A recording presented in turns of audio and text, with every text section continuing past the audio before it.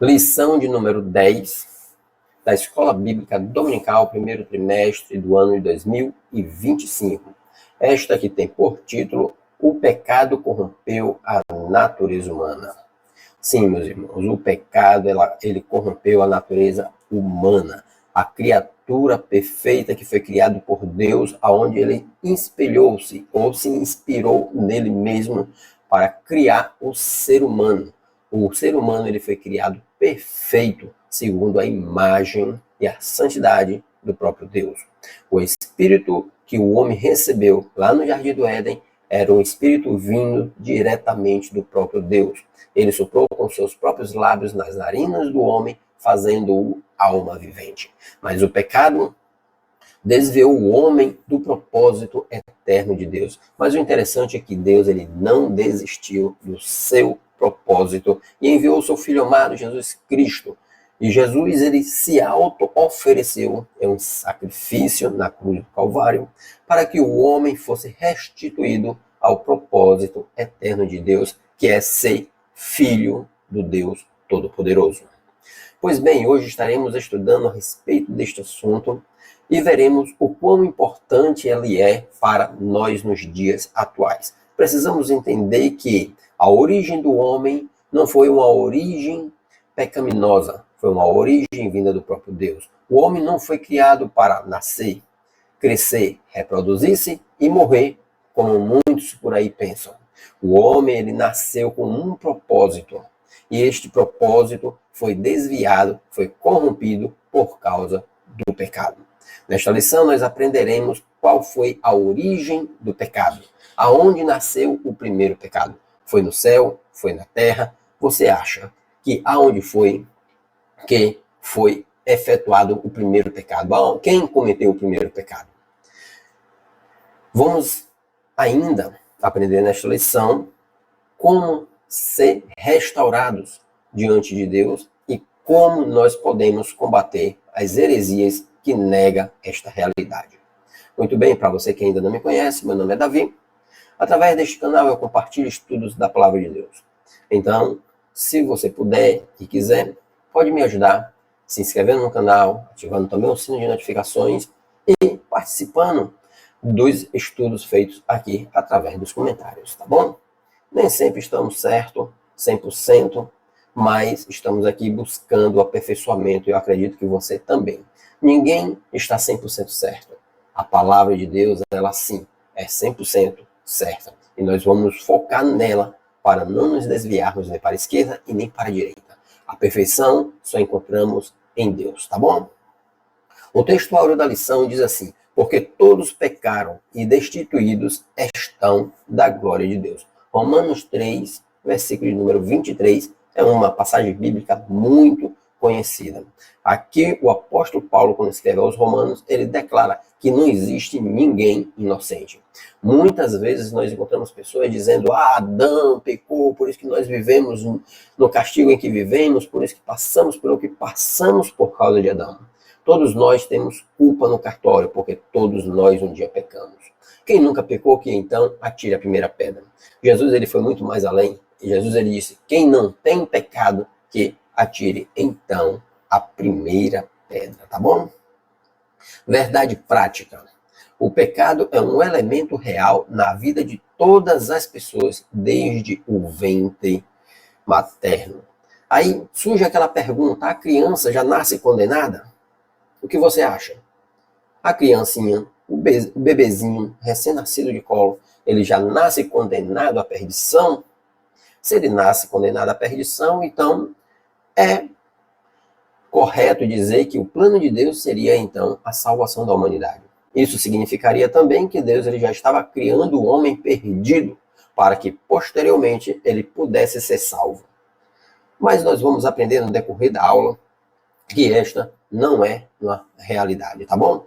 Gênesis capítulo 3, versos 1, 6 e 7 e Romanos capítulo 5, do 12 ao versículo de número 14, é a leitura bíblica em classe que você pode estar lendo aí na sua Bíblia Sagrada e também, caso você tenha, a revista da Escola Bíblica Dominical. A introdução da nossa lição, ela fala assim: o ser humano criado em santidade, lembra do recém-nascido, destinado à perdição? Esta introdução já vai nos dar uma certa ideia do que vai acontecer. Vamos lá. O ser humano criado em santidade, a imagem de Deus, foi corrompida pelo pecado de tal modo que somente em Cristo é possível a sua restauração a Deus. O capítulo de número 3 relata como o pecado entrou na humanidade. E em Romanos capítulo 5, o apóstolo Paulo mostra a extensão dessa corrupção em todos os seres humanos. A presente lição pretende mostrar a origem e a dimensão do pecado na humanidade e refutar, à luz da Bíblia, as principais crenças inadequadas. Você sabia que tem muitas pessoas que acreditam que não existe pecado? Inclusive um falso profeta que dizia ser o próprio Cristo, José Miranda, você pode pesquisar isso aí nas redes sociais, você vai encontrar que ele utilizava o símbolo 666, dizendo ele ser o próprio Cristo, dizendo que este número representava nada mais, nada menos que bênção, e que o pecado já não existia mais. Afinal de contas, ele teria levado sobre si o pecado de toda a humanidade, extinguindo-a por completo.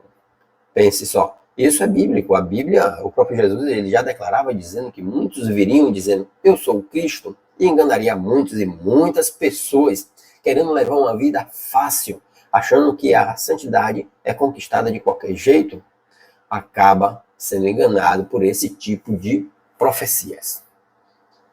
Então vamos lá, a doutrina bíblica do pecado e sua extensão. Primeiro, o pecado existe. O que é o pecado? O pecado significa errar o alvo. O pecado significa você perder a direção. E foi exatamente isso que aconteceu com o ser humano. Deus ele traçou um caminho para o ser humano que o levaria a propósito eterno de Deus. O homem, nesse trajetório, ele acaba se desviando, ele acaba tropeçando, mas Deus ele não desiste do seu propósito. Deus ele mantém-se. No livro de Hebreus, no capítulo 6, a partir do versículo 17, nós encontraremos que o próprio Deus ele se interpõe com juramento a imutabilidade do seu propósito. Isso significa que Deus ele não desistiu de mim, não desistiu de você, independentemente dos nossos pecados. Ele continuou a nos amar, ele continuou a nos escolher para sermos seu filho. Então, o primeiro subtópico vai falar o autor do pecado. Muito bem. Muitos pensam que a primeira pessoa a pecar teria sido Adão. Adão foi o primeiro pecador, aquele miserável, trouxe a maldição para a terra. Eva também e tal. Mas, meus queridos, eu quero dizer uma coisa para vocês. Apesar de cada um de nós termos os nossos próprios pecados e nós pecamos diariamente, e quem sabe até a cada minuto nós não pecamos, nós estamos aqui lutando para não pecar, porque nós estamos aviciados no pecado. O pecado acaba nos atraindo e o pecado nos afasta e faz uma separação de Deus. Da mesma forma que Adão e Eva tiveram suas culpas, nós também temos as nossas. Nós não somos isentos disso. E o autor do pecado não foi Adão. O autor do pecado foi Lúcifer. E o primeiro pecado não foi na terra. O primeiro pecado foi no céu. Nós vamos ver ainda neste tópico. Vejamos. Adão podia comer livremente de toda a árvore do jardim. Podia sim ou não? Sim. Jesus, o próprio Deus disse, podereis se alimentar de todas as árvores que está plantada no jardim. No jardim existiam duas árvores que se destacavam. A primeira árvore era a do conhecimento do bem e do mal, e desta Deus advertiu a Adão e a Eva para que dela não comesse. Isso ficou tão fixado em seu coração que a própria mulher, quando foi seduzida a se alimentar com aquele fruto proibido, ela disse, não, Deus disse, deste não comerás e nem nela tocarás. Deus não falou para não tocar, Deus falou para não comer. Mas a sua mente estava tão convicta de que coisas ruins poderiam acontecer se ela se alimentasse daquela árvore, que seria melhor não tocar. Então, no seu subconsciente, para ela, já o não tocar seria o mais adequado. Mas claro que nós vamos ver que ela não seguiu a sua própria intuição, né? Mas foi advertido para não comer da árvore da ciência do bem e do mal. Dela não comerás, porque no dia em que dela comeres, certamente morrerás. Vamos lá. Primeiro, que Deus disse: podereis comer de toda a árvore do jardim. Além da árvore do conhecimento do bem e do mal, o qual, se alimentasse, morreria, existia uma outra árvore, ao contrário da do conhecimento do bem e do mal. A do conhecimento do bem e do mal, podemos dizer que seria a árvore da morte. Mas no meio do jardim também existia a árvore da vida. Então Deus, desde o primórdio, desde lá do Jardim do Éden, desde o início da humanidade, Deus ele nos deu o direito de escolha entre a vida e a morte. A vida representa a presença de Deus continuamente e uma eternidade. Em um paraíso, com tudo planejado pelo próprio Deus para o ser humano. A morte representa a desobediência, a rebelião e a separação de Deus. A morte significa a ausência da vida. A Bíblia vai dizer que só Deus tem vida para dar. O próprio Jesus ele fala: eu vim para que vocês tivessem vida e vida em abundância. Então a separação de Deus, a separação de Jesus significa que a pessoa está com a vida ausente em seu corpo, em seu ser, na sua existência. Ele é como podemos dizer, um zumbi, será? Comenta aí se pode ser considerado como um zumbi. Mas fato é que a morte está reinando sobre estas pessoas. A Bíblia vai dizer que de Abraão até Moisés, a morte reinou. Mas depois de Moisés vem Jesus, vem o momento da graça, vem o momento do perdão, vem o momento da restauração. E é isso que nós estamos buscando neste exato momento. A Bíblia nos conta que o autor do pecado, que é a serpente, que é o próprio Satanás e Lúcifer, a antiga serpente, que se encontra em Apocalipse capítulo 12, versículo 9, que diz assim: e foi precipitado o grande dragão, a antiga serpente, chamado Diabo e Satanás, que engana todo mundo. Ele foi precipitado na terra e os seus anjos foram lançados com ele. Ora, nós vamos encontrar em Apocalipse capítulo 12, nos primeiros versículos, aonde vai dizer que no céu houve guerra, e Miguel e seus anjos guerrearam contra Satanás e os seus anjos. Este ser foi tão astuto que ele vai e consegue enganar cerca de 33% de todos os anjos. Alguns desses anjos hoje se encontram em prisões, porque largaram o seu domicílio original e se rebelaram contra Deus. Satanás ele já está julgado, já está condenado, só falta então a aplicação da sentença. E aí você pode dizer: se eu estivesse lá no Jardim do Éden, eu não teria pecado. Com certeza você teria sim pecado. Vamos analisar os fatos que levaram o homem e a mulher a pecarem.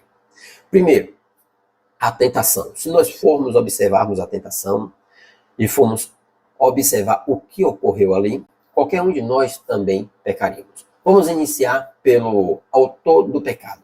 O autor do pecado, a Bíblia vai descrever que ele vivia no céu, ele tinha uma certa autoridade e que ele era um anjo de luz. A estrela da manhã, conforme descreve o livro de Isaías.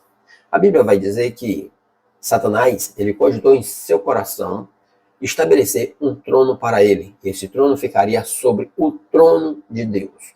Ora, Satanás ele sabia que ele não poderia ser maior do que Deus. Então, ele cogitou no seu coração e pensou: ora, eu não posso ser maior do que Deus, mas eu posso ser como Deus, e também estabeleceu sobre o trono de Deus o meu próprio trono. Então, ele quis ser igual a Deus e colocar então o seu trono sobre o de Deus. Veja só o que o comentarista vai nos dizer. O maioral dos demônios, no caso Lúcifer,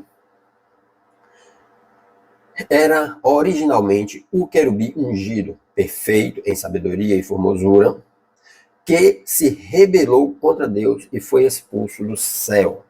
Veja só como diz o texto bíblico lá em Isaías. Como caíste do céu, ó estrela da manhã, filha da alva, como foste lançado por terra, tu que debilitavas as nações, e tu dizias no teu coração, veja só o que ele diz no coração dele: Eu subirei ao céu e acima das estrelas de Deus, exaltarei o meu trono, e no monte da congregação me assentarei. Da banda do lado do norte, subirei acima das mais altas nuvens, e serei semelhante ao Altíssimo. E contudo, levado serás ao inferno, ao mais profundo dos abismos. Isso já é a sentença dele. Isso é a sentença não só de Satanás, como de muitos outros anjos que seguiram também a sedução do Lúcifer. Mas ele agora está precipitado, está sobre a terra, e ele agora vai tentar quem? A imagem e a semelhança de Deus. Quando ele chega na terra e que ele é precipitado sobre ela, ele encontra Adão e Eva. E ele vai agora lançar, vai tentar criar o mesmo sentimento que foi criado nele, criar agora no ser humano. Vamos analisar de forma lógica para que nós possamos entender. Vejamos que você tem uma criança e essa criança admira muito o seu pai, pois tudo o que o pai faz para ela, nossa, é uma maravilha e tal. Alguém pergunta para aquela criança, quando você crescer, o que você quer ser? E a criança logo estufa o peito, né, e diz, eu quero ser igual ao meu pai, porque o pai é a referência, o pai é o espelho para aquela criança. Adão e Eva era a mesma coisa diante de Deus. Deus, ele tinha um relacionamento direto com Adão e Eva.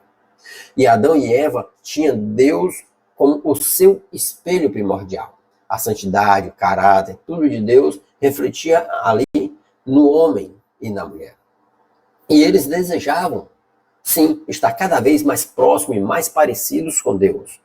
Mas o que acontece? Satanás, ele chega para Eva e diz, não disse Deus, comereis de toda a árvore que está no jardim? Quando Satanás, ele falou isso, ele cometeu, então, no mundo, a primeira mentira. Por isso que Jesus disse, vossos pais é o diabo que é mentiroso e é homicida desde o princípio. Lá no Jardim do Éden, ele proferiu a primeira mentira. Então, o primeiro pecado no céu foi com o próprio Satanás. E o primeiro pecado na terra também foi com o autor do pecado, Satanás. Então, ele quem primeiro pecou mentindo, cometendo perjúrio. Ali, ele diz, Deus disse para comer de todas as árvores. Aí a mulher vai e responde, sim, Deus disse de todas, mas do conhecimento do bem e do mal, disse Deus, não comerás, porque no dia em que comer, certamente morrerás. Satanás interpela dizendo mais uma mentira, certamente não morrerás. Deus, na verdade, disse isso para que você não coma e não seja igual a ele, porque no dia em que você comer, será conhecedor do bem e do mal, assim como Deus. Ora, qualquer um que tenha a oportunidade de se parecer com o seu ídolo, ele vai logo dar aquele pinote e tentar fazer de tudo. Nós percebemos isso hoje no mundo artístico. Quem nunca viu pessoas cortando o cabelo que nem o de Ronaldinho Gaúcho, que nem o do Ronaldo Fenômeno? Eu não sei muito de futebol, mas é muito comum nós vermos pessoas se vestindo nos cortes dos cabelos, nas maquiagens, querendo se parecer com algum ator ou alguma atriz a qual admira muito.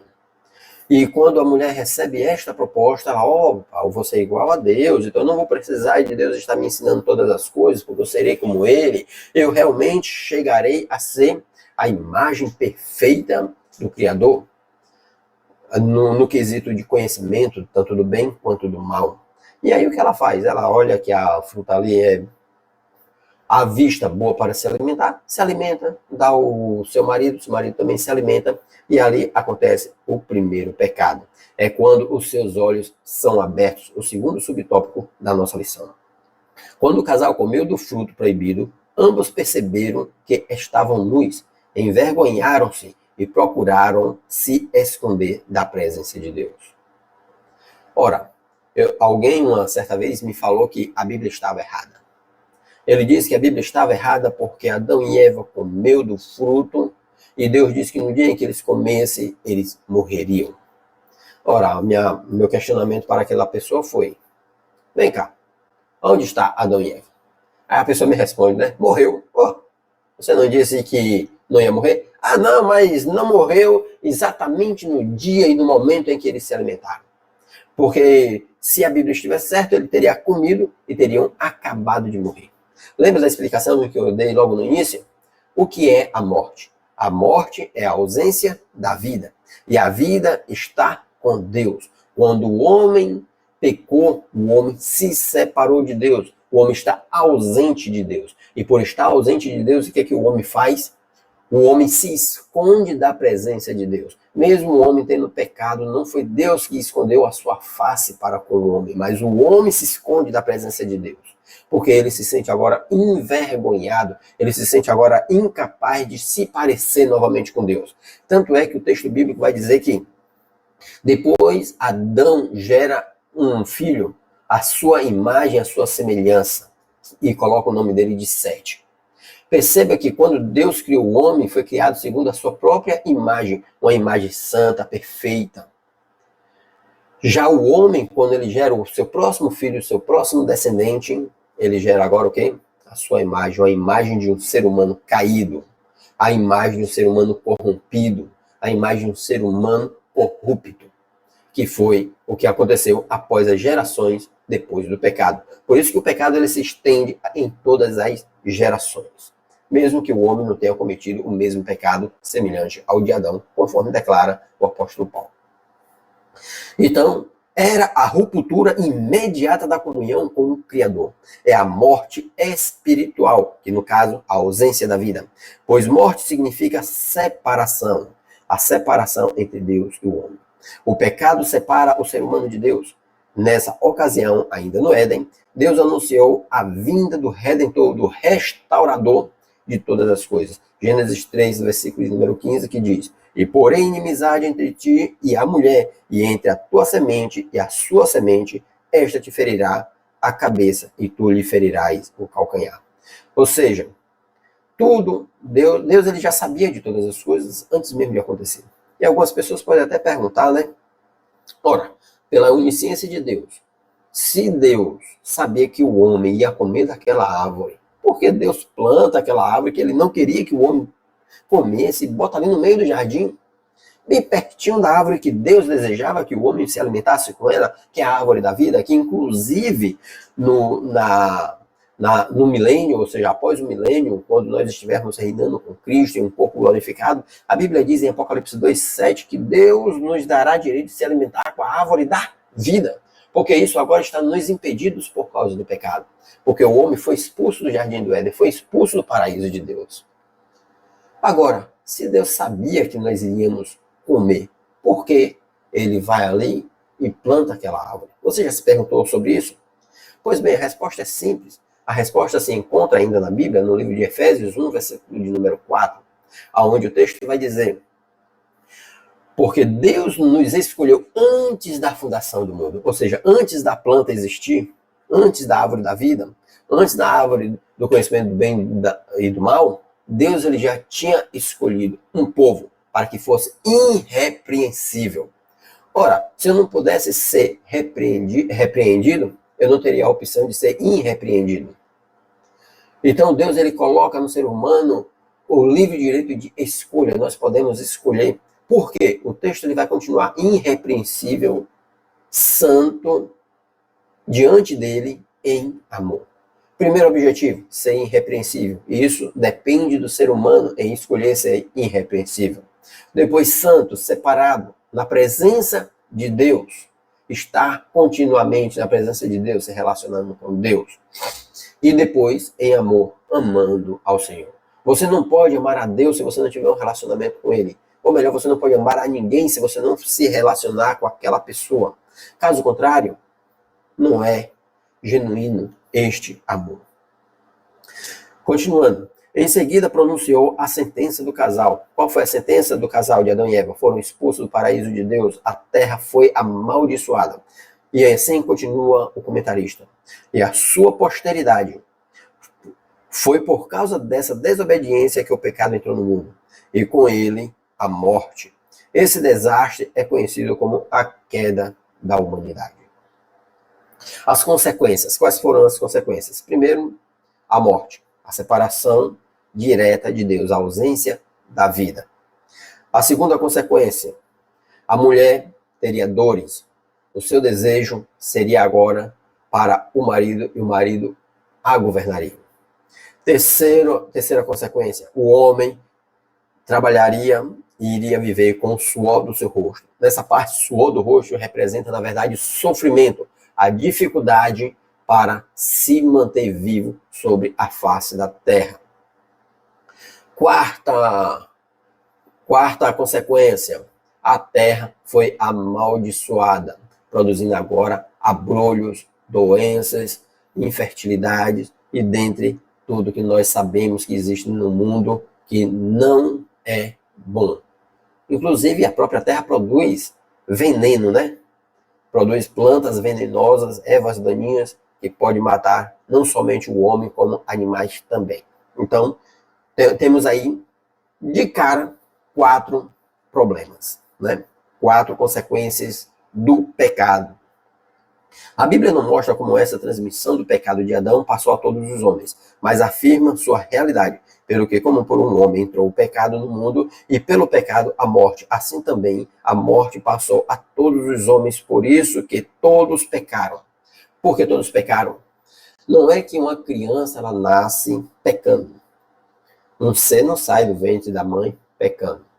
É muito comum nós ouvirmos ali o salmista Davi dizendo, né? Em pecado fui gerado, em pecado me concebeu minha mãe. Perceba que o que Davi está falando do pecado dos seus pais, e não do pecado dele propriamente dito. Claro que ali é um momento de humilhação, de se humilhar diante de Deus, essas palavras do rei Davi, o homem segundo o coração de Deus.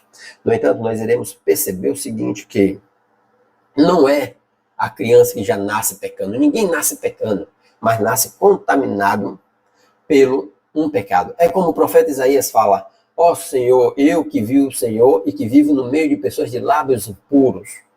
Ou seja, a criança ela nasce no meio de pessoas corrompidas e viciadas em pecar.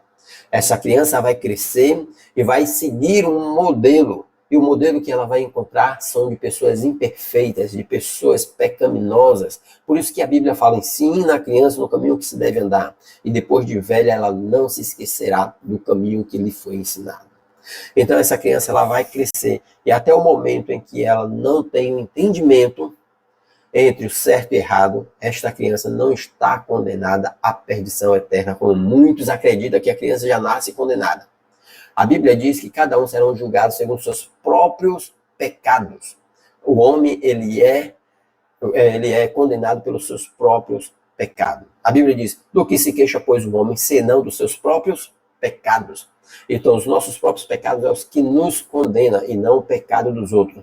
Mas a transmissão do pecado do Jardim do Éden até os dias atuais se trata no quesito contaminação. É como um solo freático que foi contaminado pelo produto químico e que este produto químico levou a um rio e este rio se tornou completamente impuro.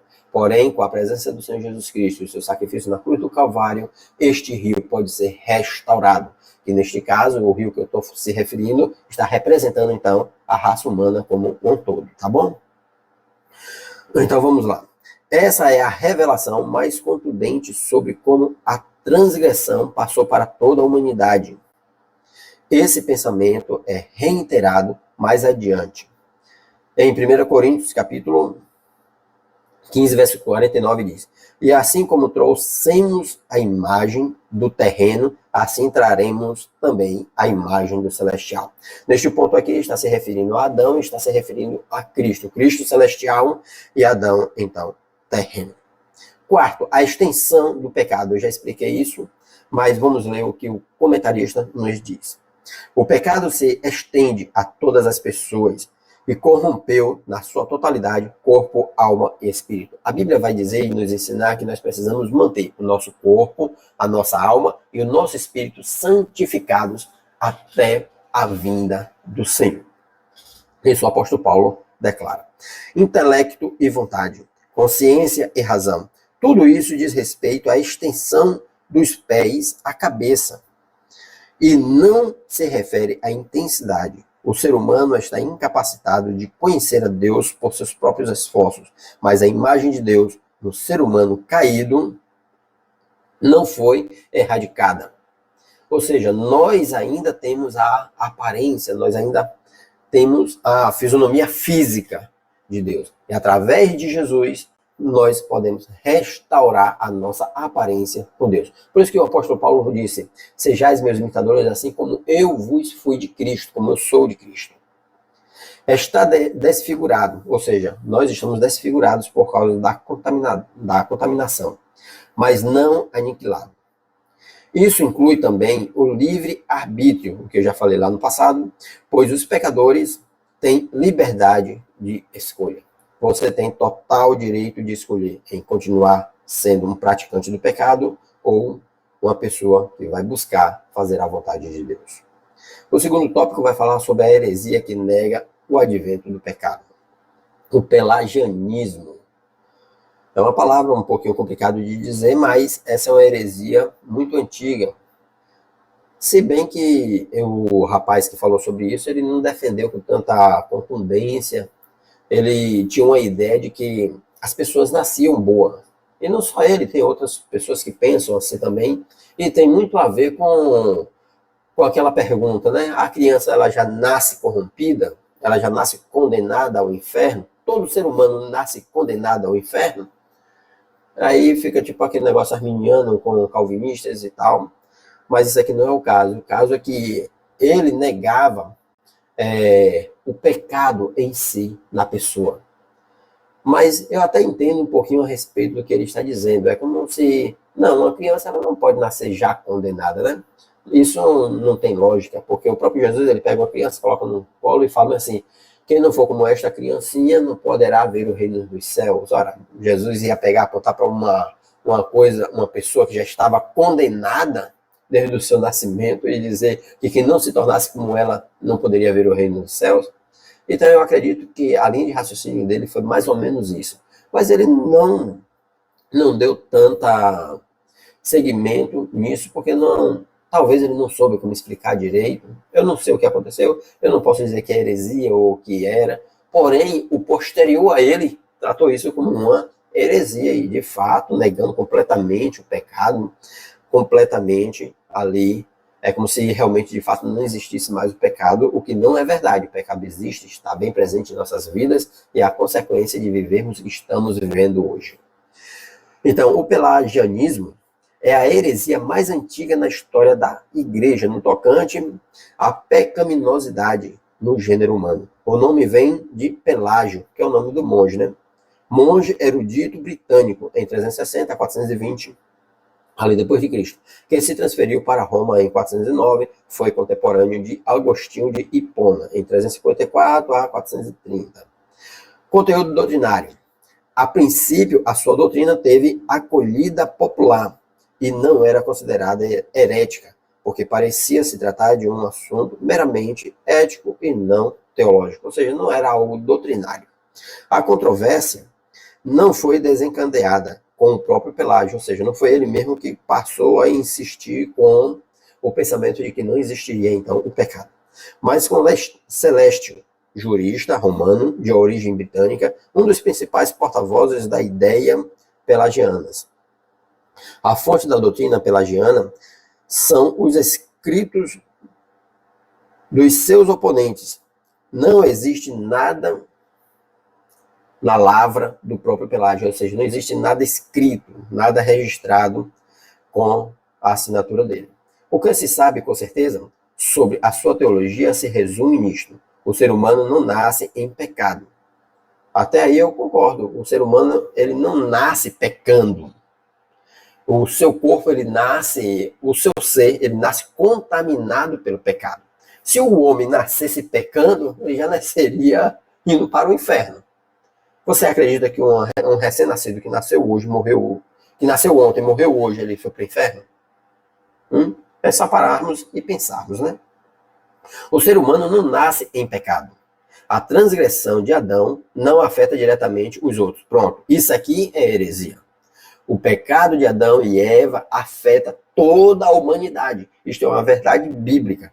Por isso que morrem. Porque se não afetasse, nós não morreríamos. Se não afetasse, a criança que nasceu ontem não morreria hoje. Então ela não nasce praticando pecado. mas ela nasce com as consequências do pecado. Não para a condenação eterna, mas em questão de maldição do corpo, da terra, do meio em que se vive. Não existe pecado original. Existe o pecado original. O pecado original é a desobediência com Adão e Eva lá no Jardim do Éden. Iniciado aonde? No céu. Através de quem? Lúcifer. Não existe a corrupção geral do gênero humano. Claro que existe. Esses são alguns pontos do pensamento deles. O pelagianismo foi condenado no Concílio de Éfeso em 431. A resposta bíblica para o pecado original. O pecado original é aquele que veio da queda de Adão. A Bíblia afirma que a transgressão de Adão levou toda a humanidade ao pecado. E isso é uma verdade bíblica. Romanos 5,12 é conhecido, porque a morte passou para todos os homens, porque todos pecaram. Esse homem pelo qual o pecado se estendeu a toda a humanidade é Adão. A evidência incontestável dessa transmissão do pecado de Adão para a sua posteridade é a morte. Lembra? A criança que nasceu ontem pode morrer hoje por quê? Por causa das consequências do pecado. E confirmado na própria experiência humana. Todo dia morre gente. Todo dia morre crianças. A morte não escolhe idade, não escolhe cor da pele. A morte, ele não escolhe classe social. Ela simplesmente vem e mata de verdade. A morte de Jesus em favor dos pecadores. Bom, o que prevalecia e o que reinava sobre a humanidade até Moisés era nada mais, nada menos quem? A morte. E quando nós falamos de Moisés, não estou me referindo até o momento em que Moisés viveu, mas até aonde a lei trazida através de Moisés, ela existiu. Onde tudo era julgado perante a lei. Aquelas 613 leis que nós vamos encontrar no Velho Testamento e que Jesus viveu sobre a terra cumprindo todos esses mandamentos, cumprindo por completo a lei. Quando Jesus disse, Pai, está consumado, Jesus ele está dizendo, Pai, tudo se cumpriu agora na minha morte. Tornando-se, então, Jesus o novo testador, ou seja, o novo testamento, um novo mandamento. Jesus fala, novo mandamento vos dou. Então, inicia-se tudo novo. Por isso que o apóstolo Paulo ele diz que aquele que está em Cristo Jesus é uma nova criatura. Então, em Cristo Jesus nos tornamos um ser novo. Somos restaurados, então, à presença de Deus. A morte de Jesus em favor dos pecadores. Por essa razão, o Alcorão nega a crucificação e a morte de Jesus.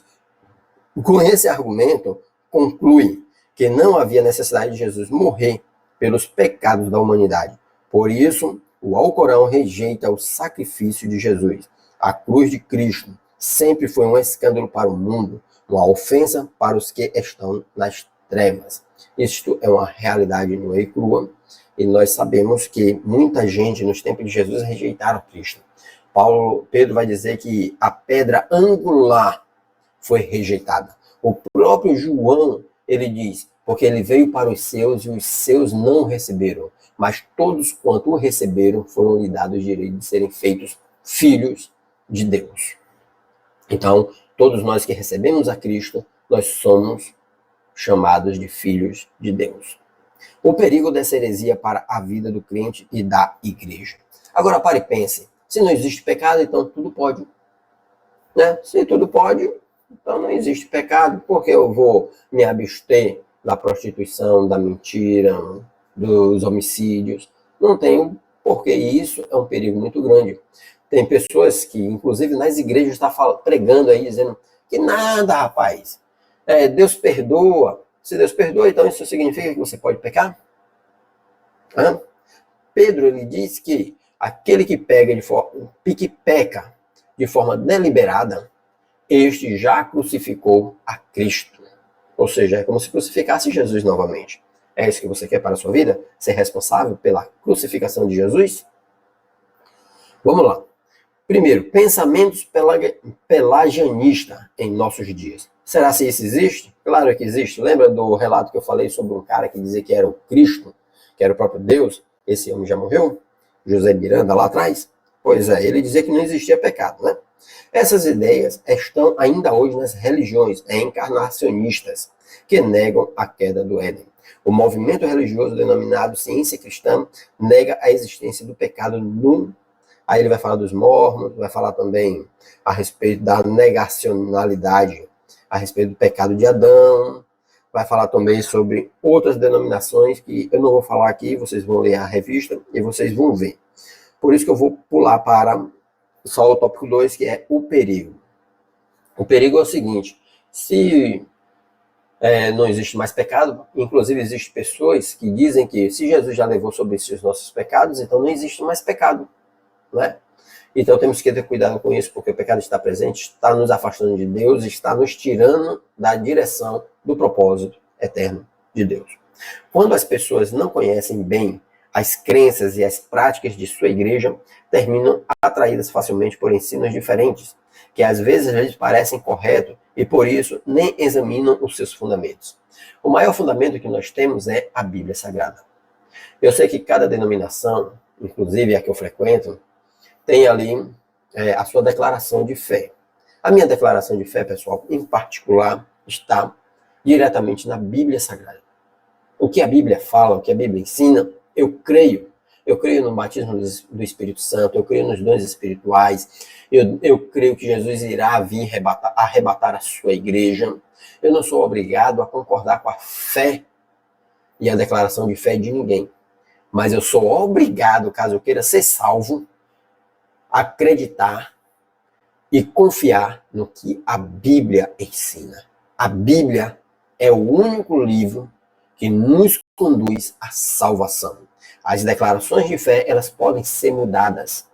Os ensinamentos dogmáticos podem ser mudados. Mas os ensinamentos bíblicos e o caminho que ele nos mostra, este jamais será mudado. Assim, nós concluímos mais uma vez uma lição da Escola Bíblica Dominical. Se você chegou até aqui, meu muito obrigado, que Deus abençoe. Você é uma pessoa totalmente diferenciada, porque é muito poucas as pessoas que chegam até o final de um estudo. Que Deus abençoe, fica com Deus e até a próxima, se Deus quiser.